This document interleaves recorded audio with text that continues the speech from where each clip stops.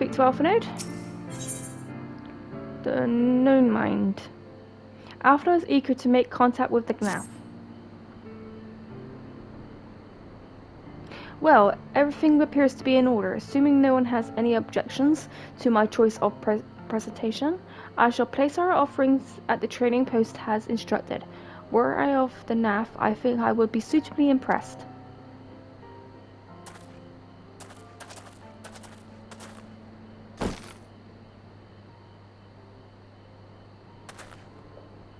Well, how long must we wait? Should we sound a signal or some such? Calm yourself, Master Avnode. Our offering has not gone unnoticed.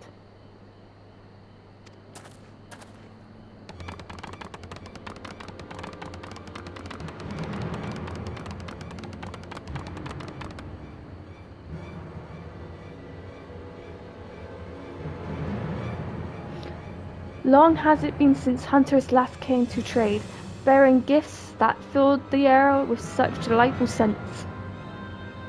Land trap nectar, country fruit, and naga flesh.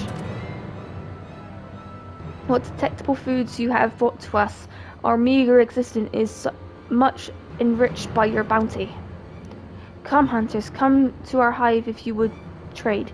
Cramped and stifling our homes are, but the wretched incense keeps the dragons at bay. Cramped, stifling, and horribly smelly. But better to live in stench than be cracked and crunched by dragon jaw.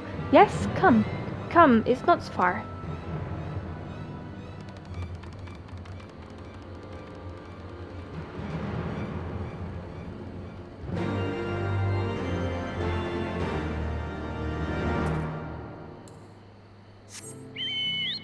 Okay, let's follow him.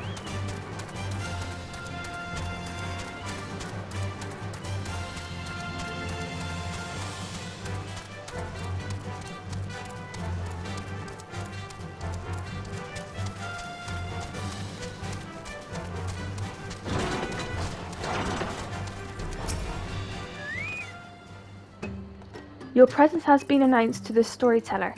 You must speak to our chosen leader in words, for we are Vath, and we are the No Mind.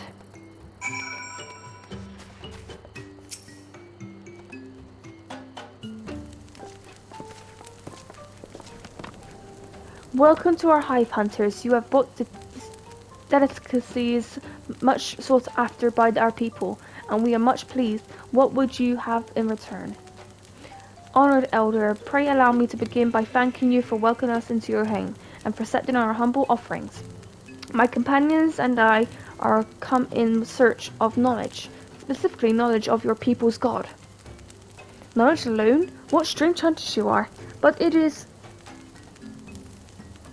words you desire, then words you shall have. We are Vath, the No Mind, and speak is our fate.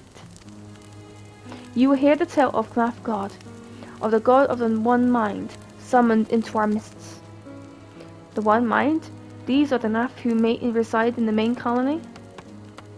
Yes, they are one, connected. Let us begin the story at its beginning. Some moons ago, a single dragon flew in from the east, bleeding and weak. It fell from the sky into the hive, where it was swarmed by my brethren, and with spear and spell and musket the dragon was slain. 'Twas likely one that had fled battle with my kinsman. I should commend you for finishing the job.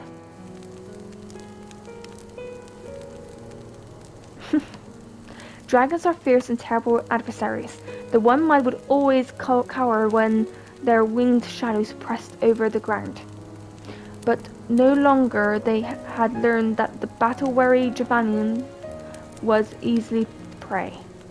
Thus did the One Mind decide to heed the words of the black-robed man. The One Mind would call forth our God and unleash his blades upon the dragons. Javanian lands would become Gnaflands, and even larger would grow our domain. But our God even hungers. The price he demands in crystals far exceeds the reward for this war. we of the Vath despise and revile his insatiable existence.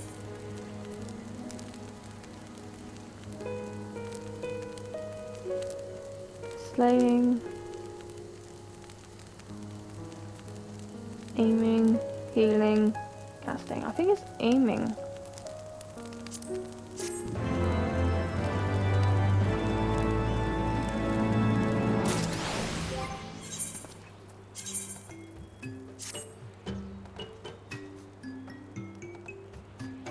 There we go.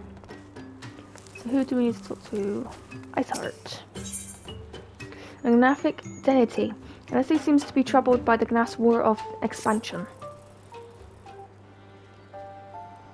I call upon the power of the primal for the greater good, conscious all the while that I do so is at a grave cost to the land. I reason that is necessary evil, and willing shoulder the burden of my sin. In suggesting that such crimes can be justified, you may argue that I presume too much, but you must surely see that I am aware of the magnitude of my transgressions. Not so the Naf. They summon their deity for no greater purpose than to expand their domain. To the Science of the Seventh Dawn, one sworn to eliminate the primal threat, and distinguish you drawn seems questionable at best.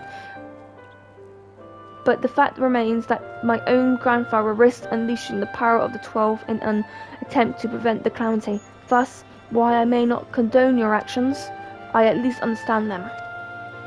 Not so the Naf, as you so rightly put it. If they truly seek not but territorial gain, I can only conclude that they are arrogant of the ruinous consequences of their god's insatiable appetite. The longer this primal is suffered to exist, the greater suffering it will cause. It must be destroyed. How lightly you propose the destruction of this god, Master Alfnode, a being of whom we have not. Has it occurred to you that you may be sending the warrior light to her death? No, you have the right of it, Aslan. 'Twould seem it is I who am guilty of presuming too much. Pray forgive me, Violet. I do not fear my duty.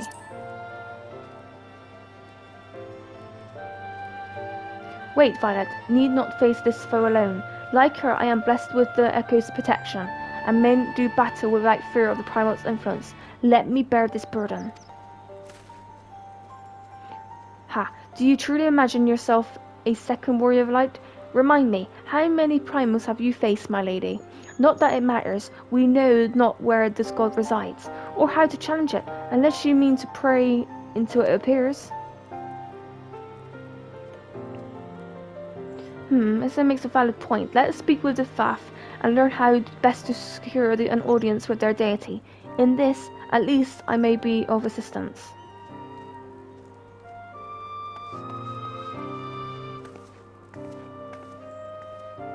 The young lord certainly appears eager to prove his worth.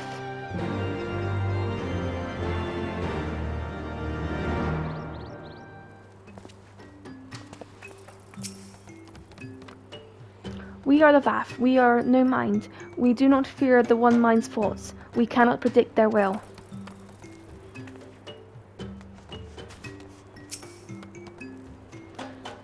Put this idea from your minds, generous hunters. If you meet with our god, then he will have your souls. Surely you are so generous as that. You wish to meet our god? Offer yourself to sacrifice, and you will soon be brought before him. He will mourn the loss of such generous hunters. However, who do we need to speak to now? You are generous hunters, yes? Many gifts you have brought, but not enough for all the Vath to enjoy. Maybe you should bring us just one more? Very fond of Naka flesh, yes? The meat of the young Naka would make a fine repast. Oh, there's a beaver cart here. And we go and find Naka meat.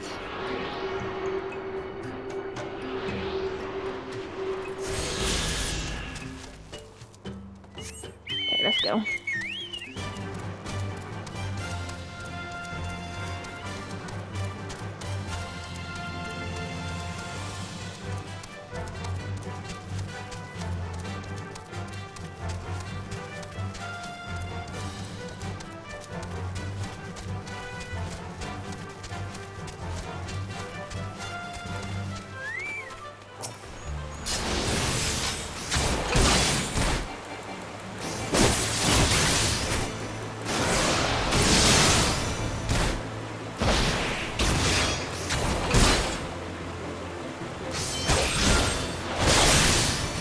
And